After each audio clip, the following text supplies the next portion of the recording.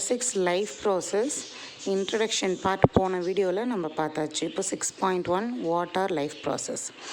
The maintenance function of living organism must go on even when they are not doing anything particular. Even when we are just sitting in classes, even if we are just asleep, this maintenance job has to go on. The process which together perform this maintenance job are life process. So நம்ம life ப்ராசஸை பற்றி என்னன்னு தெரிஞ்சுக்கலாம். Since these maintenance process are need to prevent damage and break down energy is needed for them, this energy comes from outside the body of individual organ. ஒவ்வொரு ஆர்கானிசம்க்கும் energy எங்கேருந்து வருதுன்னா outside of the body.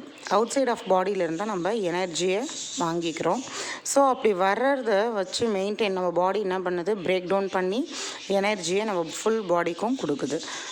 So there must be a process to transfer of source of energy from outside of the body of the organism which we call food. அதை தான் நம்ம என்னன்னு சொல்கிறோம், வெளியிலேருந்து வர சோர்ஸ், அந்த சோர்ஸ் தான் நம்ம வந்து ஃபுட்டு அப்படின்னு சொல்கிறோம். அந்த ஃபுட்டு நம்ம பாடிக்கு வந்த உடனே தான் நமக்கு என்ன கிடைக்குது, energy. Process we commonly call nutrition. அதை வந்து நம்ம என்னென்னு சொல்லுவோம், காமனாக சொல்லணும்னா நியூட்ரிஷன். எல்லா அந்த ஃபுட்டில் இருக்கிறது தான் எல்லா நியூட்ரிஷன் சத்தும். அந்த சத்து எல்லாமே நம்ம பாடிக்கு கிடைக்குது. If the body size of the organism is to grow, additional raw materials will also be needed from outside.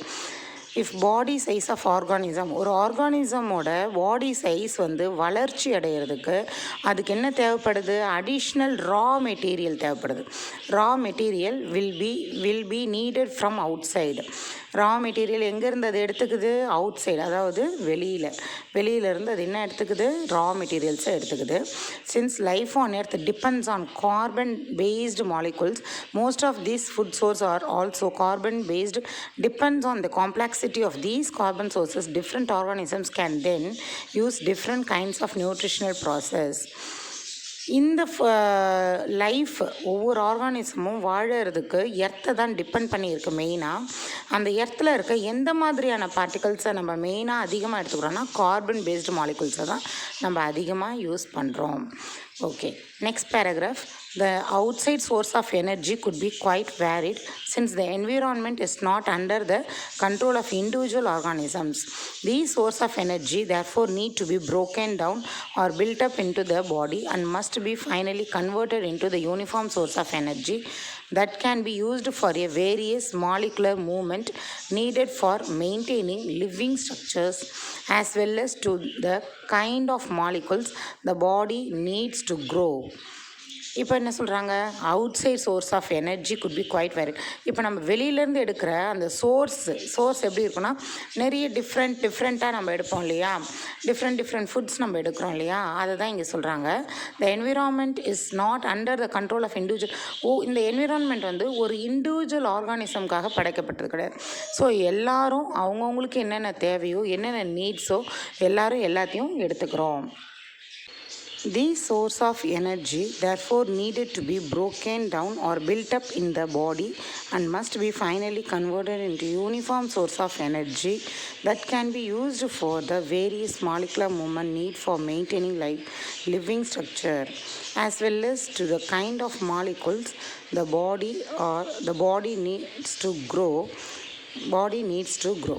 ஆக்சுவலாக என்ன ஆகுது இங்கே, இந்த பாடி மஸ்ட் பி பாடி என்ன பண்ணுது, நம்மளுடைய உடம்பு வந்து ஃபைனலாக என்னவா கன்வெர்ட் பண்ணிக்குது, யூனிஃபார்ம் சோர்ஸ். நார்மலாக ஒரு யூனிஃபார்ம் சோர்ஸ் ஆஃப் எனர்ஜியை நம்ம பாடி வந்து கன்வெர்ட் பண்ணிக்கிட்டு வேரியஸ் மாலிகுலர் மூமெண்ட், வேறு மூமெண்ட், நம்மளோட பாடியோட மூமெண்ட், எல்லா மூமெண்ட்டுக்கும் இந்த எனர்ஜி வந்து நிறைய வகையில் யூஸ் ஆகுது. For this a series of chemical reactions in the body are necessary. Oxidising reducing reactions are some of the most common chemical means to break down the molecule. Oxidizing reducing reactions or some of the, இந்த reaction வந்து மெயினாக நம்ம என்னன்னா ஒரு chemical ரியாக்ஷனாக சொல்கிறாங்க. இது வந்து எதை பிரேக் டவுன் பண்ணுதுன்னா மாலிகுல்ஸை வந்து பிரேக் டவுன் பண்ணுது. The process of acquiring oxygen from outside. For this many organisms use oxygen source from outside the body.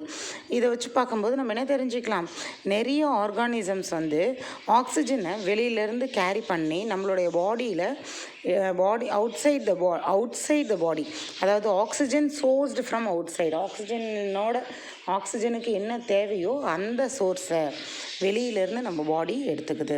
The process of acquiring oxygen from அவுட் சைட் the body and to use its a process of break down of food source for cellular needs is what we call respiration. நம்ம நம்மளுடைய ஃபுட்டை break down பண்ணி நம்ம செல்ஸோட நீட்ஸை fulfil பண்ண ஒவ்வொரு energy கூடயும் நமக்கு என்ன தேவைப்படுது? ஆக்சிஜன் தேவைப்படுது. So that process is called respiration process. Next paragraph. In the case of single celled organism, no specific organism for taking food, exchange of gases or removal of waste may be needed because the entire surface of the organism is to contact with the environment. In case of இப்போ ஒரு single cell ஆர்கானிசம்னாலே நமக்கு first நம்ம சின்ன கிளாஸ்லேருந்தே நம்ம படிச்சிருக்கோம் இல்லையா? நமக்கு single cell ஆர்கானிசம்னாலே first நம்ம மைண்டுக்கு வர்றது என்னென்னு பார்த்திங்கன்னா அமீபா தான் ஞாபகம் வரும். ஸோ நம்ம அமீபாவே எடுத்துக்கலாம். அமீபான்றது எப்படி இருக்கும்? It's a unicellular organism. No specific organs for taking in food. அது அந்த அமீபாவை பொறுத்த வரைக்கும் ஸ்பெசிஃபிக்காக ஒரு ஆர்கன் இருக்காது. அது அதோட ஃபுட்டை எடுத்துக்கிறதுக்கு, ஓகேவா, எக்ஸ்சேஞ்ச் ஆஃப் கேஸஸ், அதுமாதிரி கேஸஸை வெளியில் அனுப்புறதுக்கு, ரிமூவல் ஆஃப் வேஸ்ட்டஸை வெளியில் அனுப்புறதுக்கு, கேஸ் எக்ஸ்சேஞ்ச் பண்ணுறதுக்கு, இதுக்கெலாம் தனியாக அதுக்குன்னு ஒரு பார்ட் இருக்காது. Because the entire surface of the organism is to contact with, அதோடைய ஃபுல் பாடியுமே அந்த என்விரான்மெண்ட் கூட காண்டாக்டில் தான் இருக்கும். Okay, but what happens when the body size of the organism increases, the body design become more complex. ஆனால் என்ன நடக்கும்? Organisms அதோட பாடி டிசைன்ஸ் வேரி ஆனாலோ, அதை பார்க்குறதுக்கோ இல்லை அதோட பாடி சைஸ் இன்க்ரீஸ் ஆனாலும் என்ன நடக்கும் அப்படின்றாங்க. In multicellular organism all the cells may not be in direct contact with the surrounding environment. இதே மல்டிசெல்லுலர் ஆர்கானிசம் எடுத்துட்டோன்னா எல்லா செல்ஸுமே என்விரான்மெண்ட்டோட கனெக்ட் ஆகிருக்காது டைரெக்டாக. The simple diffusion will not meet the requirement of all the cells. சிம்பிளான ஒரு diffusion process அங்கே நடக்குது. Diffusion process will takes place. Next paragraph, we have seen previously how in multicellular organism various body parts are specialized in the function they perform. We are familiar with the idea of these specialized tissues and with their organization in the body of the organism. It is therefore not surprising that the uptake of food and oxygen will also be the function of specialized tissues. However, this poses a problem since the food and oxygen are now taken up at one place in the body of the organism, while other part of the body carrying a food and oxygen from one place to another part of the body. நம்ம இந்த பேராகிராஃபில் என்ன பார்க்குறோன்னா, நம்மளுடைய பாடி ஃபுட்டை consume பண்ணிச்சுன்னா அப்போ ஆக்சிஜனையும் கூட சேர்த்து consume பண்ணிக்குது.